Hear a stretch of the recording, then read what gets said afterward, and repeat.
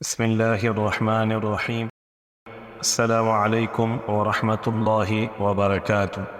آج ہم اکابر صحابہ و صحابیات کے سلسلے میں جس شخصیت کا ذکر کرنے جا رہے ہیں وہ ہیں حضرت مجزع بن سور السدوسی۔ یہ ہیں اللہ تعالیٰ کے برگزیدہ و بہادر سپاہی جو اپنے سے جنگ قادسیہ کی غبار جھاڑتے ہیں۔ یہ سب اللہ تعالیٰ کی عطا کردہ نصرت و تائید پہ فرحان و شادم، اپنے شہید بھائیوں کے نصیب میں آنے والے اجر و ثواب پر رش کے کنا اور اس جیسے ایک دوسرے مارکے کا شوق دل میں سمائے ہوئے، جو کہ جاؤ جلال اور شان و شوکت میں مارکہ قادسیہ کی مانند ہو، وفور شوق سے اس کے انتہائی شدت سے منتظر کہ خلیفہ رسول صلی اللہ علیہ وسلم حضرت عمر بن خطاب رضی اللہ عنہ کا یہ حکم جلد انہیں موصول ہوا کہ تحت کسریٰ کو جڑوں سے اکھاڑنے کے لیے مسلسل جہاد کو جاری رکھا جائے۔ روشن چہرے والے مجاہدین کا شوق تو ابھی زیادہ دیر نہ گزری تھی کہ اتنے میں فاروق اعظم رضی اللہ عنہ کا ایلچی مدینہ طیبہ سے کوفہ پہنچ جاتا ہے، اور اس کے پاس کوفے کے گورنر حضرت موسیٰ اشعری کے نام یہ پیغام ہے کہ اپنا لشکر لے کر ابھی روانہ ہو جائیں اور بصرہ سے آنے والے لشکر کے ساتھ مل جائیں، پھر ایک ساتھ رمضان کی تلاش میں آواز کی طرف روانہ ہوں اور اسے فی الفور گرفتار کر کے تستر شہر کو آزاد کرا لیا جائے، جو کہ اس دور میں کسریٰ تاج کا موتی اور سرزمین فارس کا نگینہ تصور کیا جاتا ہے۔ شاہی فرمان میں یہ بھی لکھا ہوا تھا کہ بنو بکر کے سردار اور ہر دل عزیز اور بہادر شاہ سوار مجزع بن سور السدوسی کو اپنے ہمراہ لے لیں۔ حضرت موسیٰ اشعری رضی اللہ عنہ نے خلیفۃ المسلمین فاروق اعظم رضی اللہ عنہ کے حکم کی تعمیل کرتے ہوئے اپنا لشکر تیار کیا اور اس کی بائیں جانب مجزع بن سور رضی اللہ عنہ کو متعین کر دیا، اور بصرہ سے آنے والے لشکر اسلام کے ساتھ مل کر راہ خدا میں جہاد کی غرض سے چل پڑے، مختلف شہروں کو آزاد کراتے ہوئے اور آبادیوں کو کفر و شرک کی آلائشوں سے پاک کرتے ہوئے مسلسل آگے بڑھتے گئے، اور رمضان لشکر اسلام سے ڈرتا ہوا دم دبا کر بھاگ نکلا، ایک جگہ سے دوسری جگہ چھپتے چھپاتے ہوئے بالآخر اس نے تستر شہر کے قلعہ میں جا کر پناہ لی۔ تستر شہر میں جس میں رمضان نے پناہ لی تھی، یہ بلاد فارس میں سب سے بڑھ کر خوبصورت، سرسب و شاداب اور حفاظتی نقطہ نگاہ سے محفوظ ترین تھا۔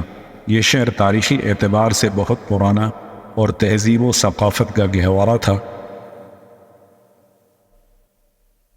اور سطح زمین پر گھوڑے کی شکل پر تعمیر کیا گیا تھا۔ اسے ایک وسیع و عریض دریا سیراب کرتا تھا جسے دریائے دجیل کے نام سے پکارا جاتا تھا۔ اس کے درمیان ایک جزیرہ میں شاہ صابور نے جھیل بنوائی اور اس میں سرنگوں کے ذریعے دریا سے پانی پہنچانے کا اہتمام کیا۔ تستر کے جھیل اور سرنگیں فن تعمیر کا ایک نادر نمونہ تصور کی جاتی تھی۔ ان کے اندرونی حصوں میں اعلیٰ قسم کے پتھر جڑے ہوئے تھے۔ سرنگوں کو گرنے سے محفوظ کرنے کے لیے لوہے کے ستونوں سے سہارا دیا گیا۔ تسترت کے ارد گرد ایک دیوار تعمیر کی گئی جو پورے شہر پر محیط تھی، جیسا کہ کنگن کلائی کو محیط کرتا ہے۔ مورخین کا خیال ہے کہ یہ اپنی طرز کی سب سے بڑی اور پہلی دیوار ہے جو روئے زمین پر تعمیر کی گئی۔ رمضان نے دیوار کے ساتھ ساتھ اتنی بڑی خندقیں کھدوا رکھی تھیں جسے عبور کرنا محال تھا، اور اندرونی جانب اس کی حفاظت کے لیے ایران کی بہترین فوج ہر وقت چوکس رہتی۔ تستر کی اس خندق پر اس لشکر اسلام نے مسلسل 1 سال 6 ماہ تک معاذ آرائی کی، لیکن اسلامی فوج اسے عبور نہ کر سکی۔ اس مدت دراز میں دشمن سے تقریباً 80 خونریز جھڑپیں ہوئیں۔ ہر مارکہ آرائی کی ابتدا فریقین کے شاہ سواروں کے باہمی مقابلہ سے ہوئی، بالآخر یہ مقابلہ گمسان کی لڑائی میں بدل جاتا۔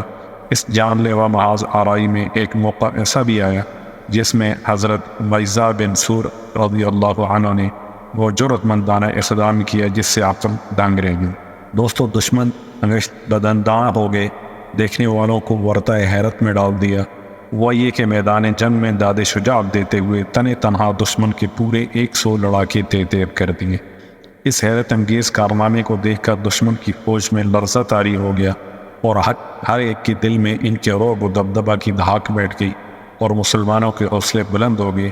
اس واقعے کو دیکھ کر سبھی کو اس کا علم ہو گیا کہ امیر المؤمنین حضرت عمر بن خطاب رضی اللہ عنہ نے لشکر اسلام میں شمولیت کے لیے اس مرد مجاہد کا انتخاب کیوں کیا تھا۔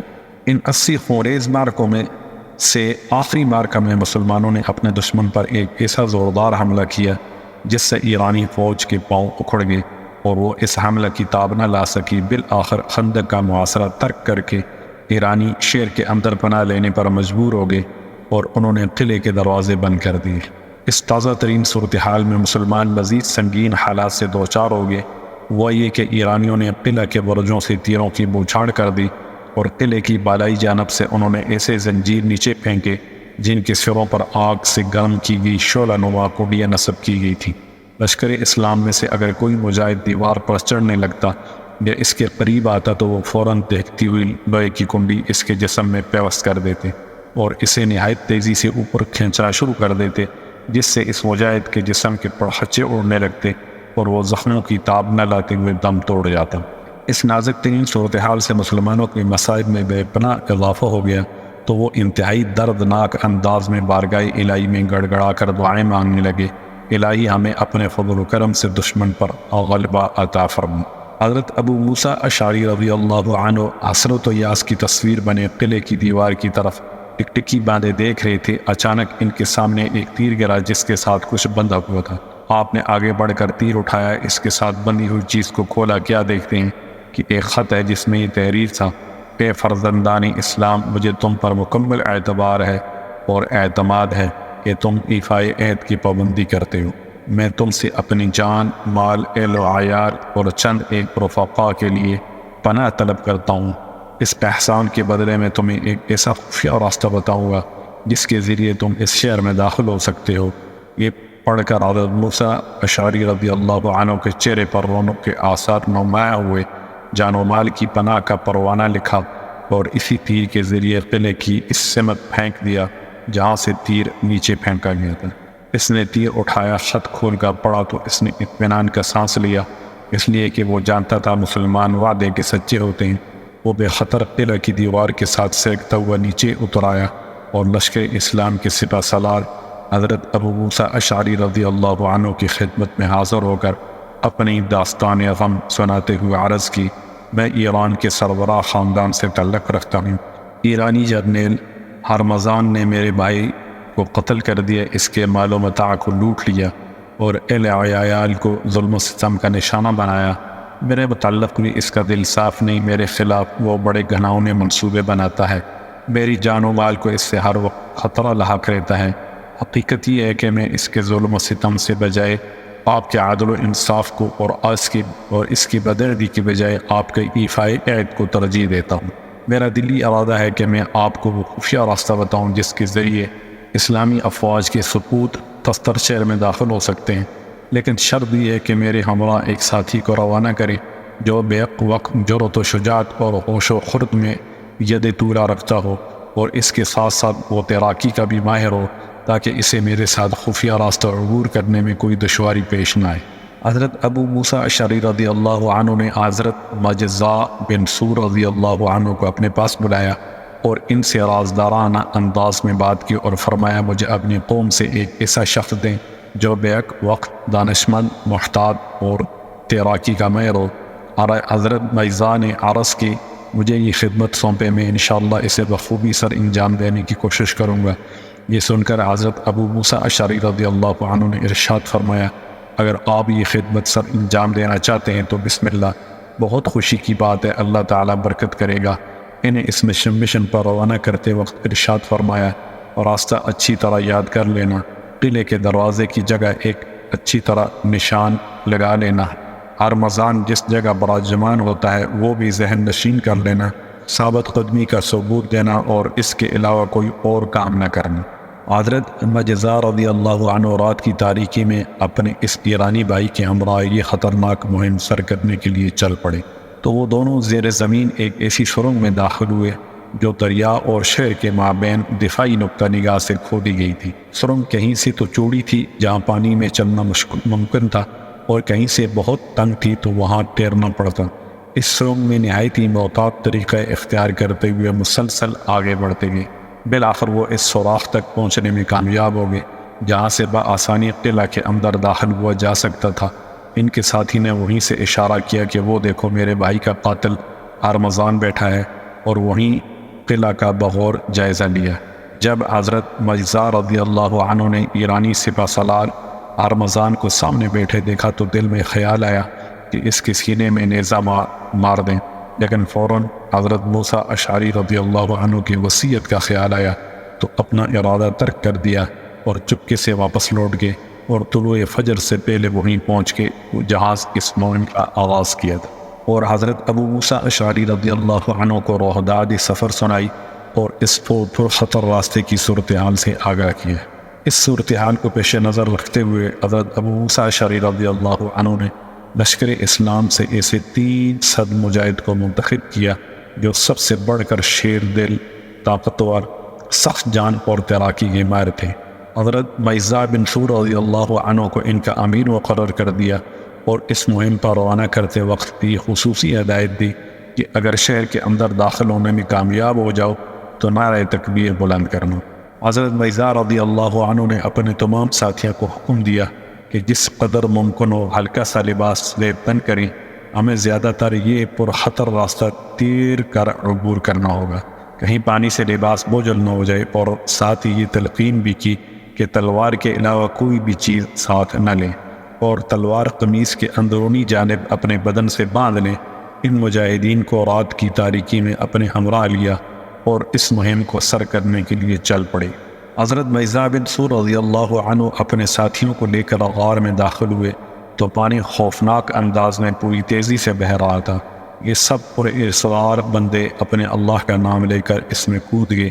اس دشوار گزار راستے کو عبور کرنے کے لیے پوری جرأت مندی کے ساتھ آگے بڑھنا شروع کیا۔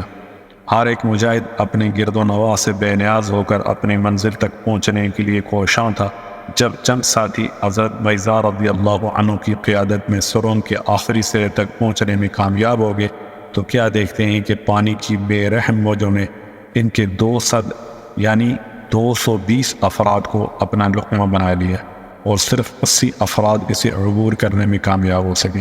حضرت مجزا رضی اللہ عنہ اور ان کے ہمراہ 79 افراد نے قلعہ کے اندر قدم رکھتے ہی اپنی تلواریں فضا میں لہرائیں اور یکدم قلعہ کے محافظوں پر حملہ کر دیا اور آنے واحد میں انہیں تہہ کر دیا اور قلعہ کا دروازہ کھولنے میں کامیاب ہو گئے۔ دروازہ کھلتے ہی نعرہ تکبیر بلند کیا۔